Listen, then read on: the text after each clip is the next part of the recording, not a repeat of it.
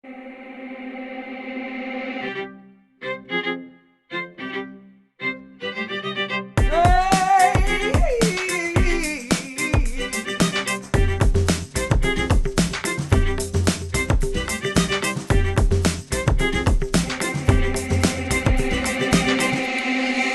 does Tai Chi mean?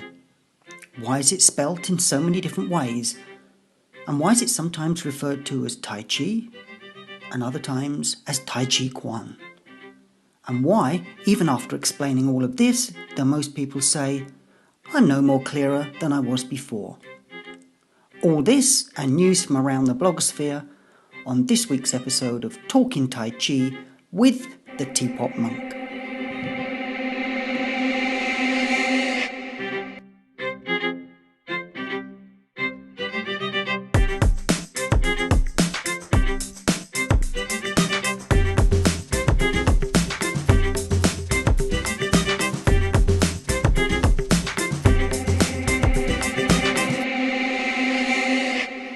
Hi everybody, this is Talking Tai Chi with the Teapot Monk, and today we're exploring the phrase, what does Tai Chi Chuan mean? In other episodes we will look at the content, but today we're going to focus on the words themselves and try to understand why this discussion has sadly degenerated into an orthographical debate. What does Tai Chi mean? Literally, it means the supreme ultimate fist. Clear? Of course not. This doesn't really help us at all, so we need to look at something other than just literal meanings. And this is a good lesson generally in Tai Chi. Don't get hung up on literal meanings, for you are probably living in a culturally, politically, geographically, and socially different time than when the art was conceived. In short, we need to go beyond definitions. The two words, Tai and Chi, together mean the unity of yin and yang, or in Taoist circles, the mother of the 10,000 things. See, I told you, literal meanings don't really get us anywhere. 10,000 things. This is just a name used to represent everything from the lunar winds to the clippings of your toenails. It was a description used a lot in early Taoist texts, and although it's not necessary that we all grasp the philosophy of Taoism to learn about Tai Chi, it is useful to know some of the concepts, fundamental concepts such as yin and yang, Wu Wei. These we'll look at in more depth later, but for now, just try to remember that when these concepts are brought together, Tai and Chi, they mean the ideas and not just the physical movements. So when you add the third ingredient, Chuan, to the first two, you get the complete name and the complete concept, Tai Chi Chuan. The system of fighting based on the principles of the mother of all things. There. Clear now?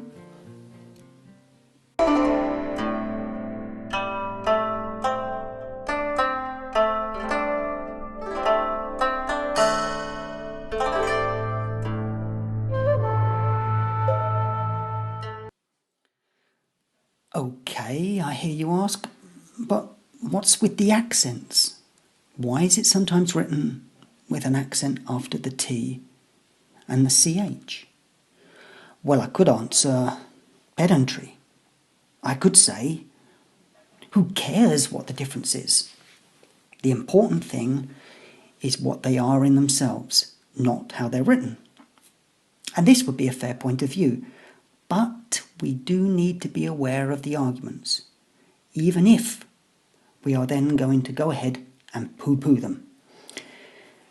Tai Chi is often written with an apostrophe between the T and the A and I. Technically, this is the correct spelling, otherwise the pronunciation changes from a T sound to that of a D. Can you imagine calling it Tai Chi? However, Having said that, popular use dictates that we ignore this rule, much to the frustration of the linguists, purists, and fanatical forum activists on the net. Because you see, I believe languages have to adapt and change. And in this case, the simple spelling of Tai Chi without an apostrophe has become standard. Even the many teachers who claim to only use one other alternative version end up using this simple version when it comes to selling a book or an article or website or t-shirt. As so often is the case, markets dictate and individuals follow suit. Which brings us to the question of why it's even called Tai Chi sometimes and Tai Chi Chuan other times. Well, the word Chuan at the end of Tai Chi means fist. And so the whole phrase, Tai Chi Chuan, technically refers to the practice of Tai Chi as a martial art. Therefore, some teachers have singled out the shorter phrase Tai Chi by itself to mean the non-martial practice of Tai Chi Chuan. But not all subscribe to this view. Confused? You should be, because a lot of the time it's intentional. The more confused you are, the more readily you will swallow anyone's theory, no matter how absurd it sounds. I think I'm digging my own grave here. Fortunately, we have the venerable discipline of bean curd boxing to clarify matters. Bean curd boxers use whatever rolls off the tongue better, whatever is quicker to type, and whatever avoids the use of tricky accents. Having said all that, you may still see Tai Chi written as Tai Chi Huan, and may wonder with some justification if this is some distant relative. First, don't worry, because it's still pronounced the same. What we are touching on here is the same problem practitioners of Chinese arts have had to deal with for decades, whether we are looking at Qigong or Qigong, Kung Fu or Gung Fu, and of course Tai Chi or Tai Chi. It all depends on which transliteration of the original Chinese you are reading. Some systems favour the Tai Chi Chuan approach, Wade Gills, for example. Others favour the Tai Chi Quan version, Pinyin, for example. Followers of each argue about the merits of one over the other, to the absurd point of throwing threats and challenges about on forums to try and win the point. But perhaps we ought to remind ourselves that the only correct version is that which is written in its original tongue. All other versions are simply translations. If you visit my blog, you will see the words Tai Chi liberally scattered here and there without too much caution. This is because I don't really want to spend an inordinate amount of time arguing about the order of letters or the presence of an accent. Something I feel I've already spent far too much time on already. I'd rather focus on the concepts and ideas behind them. Strip away the unnecessary. And as a lover of language, I want to see things simplified, not confused. Ron Hogan's excellent rewording of the Tao Te Ching, chapter 48. Usually, we try to learn something new every day. But if we want to get right with the Tao, we have to let go of something every day. We do less and less until we end up doing nothing. And it's when we do nothing that we get the job done. And that's where I want to finish today, reminding ourselves that the object of doing less, yet getting more done, is a fine practice amongst bean curd boxers everywhere. So, if after all that you still wish to engage in debate, then go ahead and choose your weapon, with or without, plain or accented, old or new, Wade Giles or Pinyin.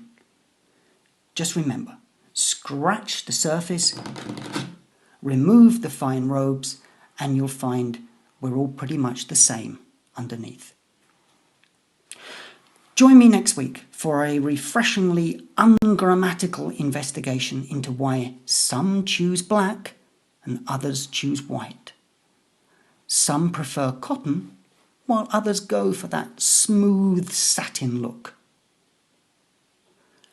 The lack of belts and uniformity in Tai Chi circles.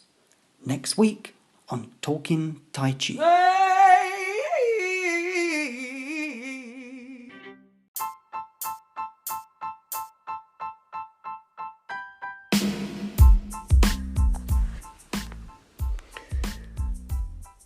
Looking to discover what Tai Chi can do for you, or curious and would like to know a little more?